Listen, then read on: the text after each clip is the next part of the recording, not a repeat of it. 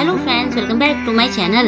आज मैं आपके लिए इस ड्रामा के नेक्स्ट एपिसोड की एक्सप्लेनेशन लेकर आई हूँ। इस वीडियो को आप हाइप करना ना भूलें। तो चलिए कहानी की शुरुआत करते हैं। कहानी में आगे हम देखते हैं कि मिस चोई और बाकी मेट्स ह्यूजू को तैयार कर रही होती है और बाहर आयन उसे जल्दी तैयार होने के लिए बोल रहा होता है। थोड़ी देर बाद दरवाजा खुलता है और सामने देखकर आयन शॉक्ड रह जाता है। उधर यून भी पार्टी के लिए तैयार हो रहा होता है क्योंकि आयन ने उसे स्पेशली आने के लिए कहा होता है। थोड़ी देर बाद रानी प्राइम मिनिस्टर मिनसुक के साथ एंट्री लेती है। वो काफी सुंदर लग रही होती है।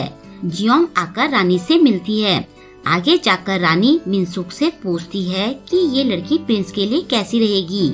मिनसुक कुछ बोलना चाहता है लेकिन तभी हुईजू और आयन साथ में एंट्री करते हैं। दोनों ही साथ में बहुत जच रहे होते हैं। वो बिल्कुल परफेक्ट कपल लग रहे होते हैं। थोड़ी देर बाद डांस शुरू होता है। सबसे पहले प्रिंस और हुईजू साथ में डांस करते हैं। रानी मिनसुक से कहती है कि प्रिंस ने मुझसे रिक्वेस्ट करके हुईजू को यहाँ बुलाया है। वो अच्छी मेमोरी के साथ उसे छोड़ना चाहता है। उधर दोनों अपने डांस को फुल एंजॉय कर रहे होते हैं। आयन कहता है कि सबकी नजरें हम पर ही है। सबको लग रहा है कि हम डीपली लव में हैं। मिनसुक को उनकी नजदीकियां अच्छी नहीं लग रही होती है। तभी अचानक से आयन घुटनों के बल आकर अंगूठी निकालता है और ह्यूजू को शादी के लिए प्रपोज करता है। उसकी अंगूठी देखकर सब चौंक जाते हैं क्योंकि ये अंगूठी उसकी मॉम की होती है। रानी भी ये देखकर शॉक्ड रह जाती है। हुईजू के हाँ बोलने पर वो उसे अंगूठी पहना देता है। ये देखकर रानी चिढ़ जाती है। इसके बाद वो दोनों जाकर किंग से उसकी ब्लेसिंग मांगते हैं। रानी इशारे से यून को ना करने के लिए कहती है लेकिन यून कुछ देर सोचता है और फिर उन दोनों को खुश रहने की ब्लेसिंग देता है। रानी के गुस्से का ठिकाना नहीं रहता और मिनसुक का दिल भी टूट जाता है। वो अपना दुखड़ा रोने साइड में जाता है। तभी रानी आकर उसे कहती है कि तुम अपनी वीटो पावर का यूज करो और उनकी शादी कैंसिल कर दो। मिनसुक कहता है कि राजा ने उनकी शादी को मंजूरी दे दी है। राज मुकुट और मंत्रिमंडल को एकजुट रहना होगा। ऐसा कहकर वो चला जाता है। रानी के वापस आने के बाद आयन उसे डांस के लिए इनवाइट करता है। रानी और आयन दोनों डांस शुरू कर देते हैं। रानी कहती है कि तुमने मुझे अच्छा धोखा दिया। आयन कहता है कि मैं सच में ऐसा नहीं करना चाहता था। रानी कहती है कि तुम्हें क्या लगता है कि मैं तुम्हें तुम्हारी मर्जी चलाने दूंगी। आयन पूछता है कि क्या आप राजा के आदेश के खिलाफ जाओगी। फिर वो कहता है कि घबराओ मत, मैं बस अपनी शर्तों पर शादी करना चाहता हूँ। रानी कहती है कि प्रिंस की शादी कोई प्राइवेट मैटर नहीं होता। आयन कहता है कि अगर आपको सारे नियम पता हैं, तो फिर आपने मेरे भाई की वसीयत क्यों बदली। ये सुनकर रानी के होश उड़ जाते हैं। वो मुकरना चाहती है लेकिन आयन कहता है कि मुस्कुराते रहो, सब लोग हमें देख रहे हैं। दूसरी तरफ हुईजू मिनसुक को डांस के लिए पूछती है। मिनसुक उसकी अंगूठी देखता है और स्कूल टाइम की यादों में खो जाता है। एक बार स्कूल टाइम में वो दो लड़कों को बात करते सुनता है। उसे पता चलता है कि कुछ लोगों ने मिलकर हुईजू को एग्जाम से पहले क्लास में बंद कर दिया है। वो भाग कर जाता है। हुईजू लिफ्ट में बंद होती है। वो उसे बाहर निकालता है।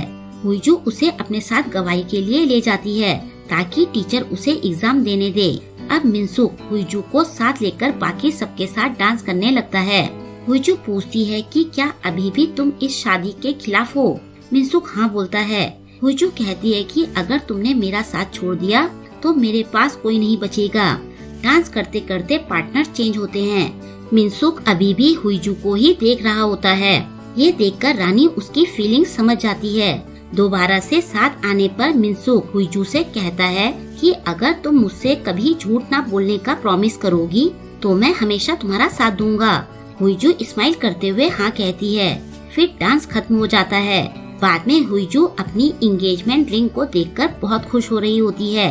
वो आयन से कहती है कि ये तो तुम्हारी मॉम की रिंग है ना, क्या तुम सच में मुझे ये दे रहे हो। आयन कहता है कि ये नेशनल ट्रेजर है, डिवोर्स के बाद इसे वापस कर देना। हुईजू चिढ़ते हुए रिंग निकालना चाहती है।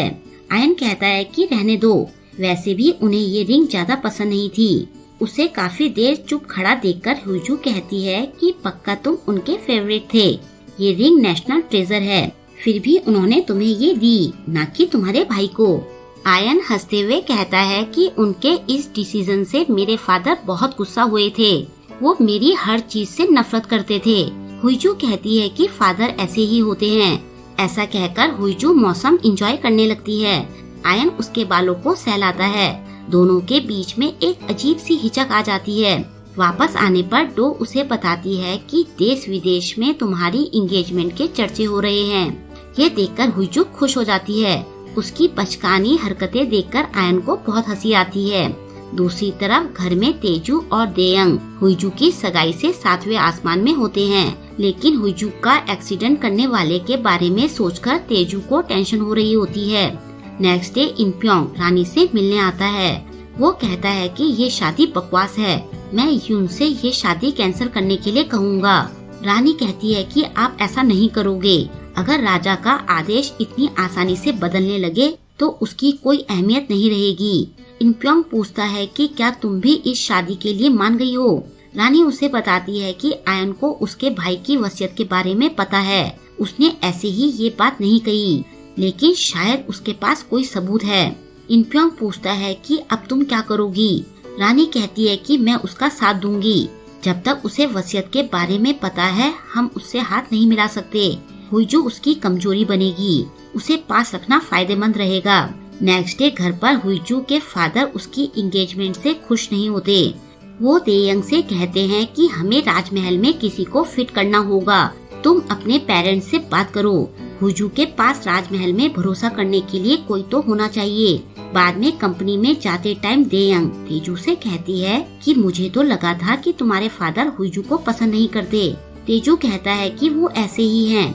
जब कोई बाहर वाला हुईजू को परेशान करता है तो वो गुस्से से पागल हो जाते हैं। ऑफिस में जाकर वो दोनों हुईजू से मिलते हैं। दोनों ही उसे खूब मक्खन लगाते हैं ताकि हुईजू तेजू को कंपनी सौंप दे। हुईजू कहती है कि वो मैं डिसाइड करूंगी कि किसे कंपनी सौंपनी है। जो काम तुम्हें करने के लिए कहा था क्या वो हो गया? तेजू कहता है कि मैंने उस आदमी को ढूंढ लिया है, लेकिन वो मर गया। ये सुनकर हुईजू चौंक जाती है। तेजू कहता है कि मैंने उसके बारे में और पता किया, लेकिन उसकी कोई फैमिली नहीं थी। ये सुनकर हुईजू सिर पकड़कर बैठ जाती है। उसके भाई भाभी उसे समझाने लगते हैं। तभी हुईजू उस मरे आदमी को गालियां देते हुए कहती है कि मुझे उसे खुद अपने हाथों से मारना चाहिए था। उसकी हरकतें देखकर तेजू और उसकी वाइफ डर जाती है। थोड़ी देर बाद हुईजू का इंटरव्यू होता है, जहां वो अपनी एंगेजमेंट रिंग खूब शो कर रही होती है। वहां वो आयन के साथ बिताए लम्हे याद करके खूब हंसती है और मजे से इंटरव्यू देती है। दूसरी तरफ राजमहल में बेचारे प्रिंस का काम कर करके सिर दर्द हो जाता है। तभी ह्यून उसे हुईजू का इंटरव्यू दिखाता है, जिसे पढ़कर हंसते हंसते उसका पूरा मूड ठीक हो जाता है। उधर हुईजू प्रिंस के महल में वापस आ जाती है। उसे देखकर सब बहुत खुश होते हैं। किम तो आकर उसे गले लगा लेता है। इस बार डो भी उसके साथ वहाँ रहने आती है। रानी की जासूस हुईजू का पर्स देख रही होती है। डो आकर उसे वहाँ से भेज देती है। हुईजू को याद आता है कि आयन ने उसकी सेफ्टी के लिए उसे अपने महल में जाने के लिए कहा था। उसे पता था कि रानी ने उसके महल में अपनी जासूस रखी हुई है, लेकिन फिर भी वो उसे नहीं हटाता। इसलिए हुईजू की हेल्प के लिए डो भी उसके साथ महल में शिफ्ट हो जाती है। अब आयन उसे कॉल करके शादी की प्लानिंग करने के लिए महल में बुलाता है। नेक्स्ट डे जब हुईजू महल पहुंचती है तो मिनसुक भी वहां आया होता है। वो भी उन दोनों की शादी की तैयारी के लिए आया होता है। हुईजू के आने की खबर सुनकर आयन बड़ी स्टाइल से बुक पढ़ने की एक्टिंग करने लगता है, लेकिन जैसे ही उसे पता चलता है कि मिनसुक भी आया है, वो नॉर्मल होकर बैठ जाता है। हुईजू को वापस आया देखकर मिस चोई भी खुश होती है। आयन पूछता है कि क्या तुम दोनों साथ आए हो? मिनसुक कहता है कि हम गेट पर मिले थे। ये सुनकर आयन खुश हो जाता है। तीनों शादी के खर्चे से रिलेटेड बात करने लगते हैं। हुईजू के पूछने पर मिनसुक उसके कान में उसे पूरा खर्च बताता है। ये सुनते ही हुईजू के मुंह से चाय गिर जाती है। मिनसुक उसे नैपकिन पकड़ाता है। ये देखकर आयन उसे कहता है कि ये मेरी वाइफ बनने वाली है, तो तुम इससे थोड़ी दूरी बनाकर रहो। ये सुनकर मिनसुक कहता है कि आपको मेरे सामने दिखावा करने की जरूरत नहीं है। आयन उसे कंफ्यूज होकर देखता है। हुईजू उसे कहती है कि इसे सब पता है। ये सुनकर आयन के एक्सप्रेशन देखने लायक होते हैं। मिनसुक कहता है कि आपका डिवोर्स होने तक मैं आपकी पूरी मदद करूंगा। बाद में हुईजू आयन से कहती है कि जब मैं डो से बात कर रही थी तो मिनसुक ने अचानक से आकर सारी बातें सुन ली। आयन कहता है कि तुम बहाना बनाना बंद करो। हुईजू कहती है कि वैसे ये अच्छा ही हुआ, हमें हर चीज के लिए रॉयल फैमिली और मंत्रिमंडल की हामी चाहिए होती है। मिनसुक के हमारे साइड होने से हमारी एक तरफ की टेंशन दूर हो गई। आयन पूछता है कि तुम इतनी श्योर कैसे हो कि मिनसुक हमेशा हमारी साइड लेगा। हुईजू कहती है कि वो मेरा दोस्त है। आयन कहता है कि तुम एक नंबर की बेवकूफ हो। एक बिजनेस वुमेन को पता होना चाहिए कि लोगों पर आसानी से भरोसा नहीं करना चाहिए। हुईजू कहती है कि हम दोनों को डेटिंग करते हुए भी ज्यादा टाइम नहीं हुआ है, तो तुम्हारे मुकाबले मुझे उस पर ज्यादा भरोसा करना चाहिए ना। वो बचपन से मेरे साथ रहा है। तुम्हारी हरकतें तो बच्चों जैसी है। मैंने बड़ी मुश्किल से खुद को रोका हुआ है, वरना मैं तो शादी का पूरा कॉन्ट्रैक्ट बनाना चाहती थी। ये सुनकर पहले तो आयन जोर से हंसने लगता है, फिर अचानक से वो हुईजू को कॉन्ट्रैक्ट बनाने के लिए कहता है।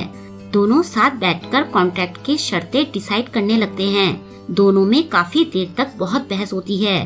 तभी बाहर रानी के आने की खबर सुनकर दोनों जल्दी से सब कुछ छुपा लेते हैं।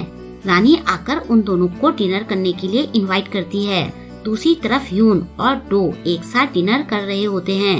ह्यून पूछता है कि रानी थोड़े पुराने ख्यालों वाली है, वो काफी अकड़ू भी है, क्या हुईजू ठीक रहेगी? डो कहती है कि तुम टेंशन मत लो, हुईजू भी काफी टफ है, तुम चुपचाप खाना खाओ।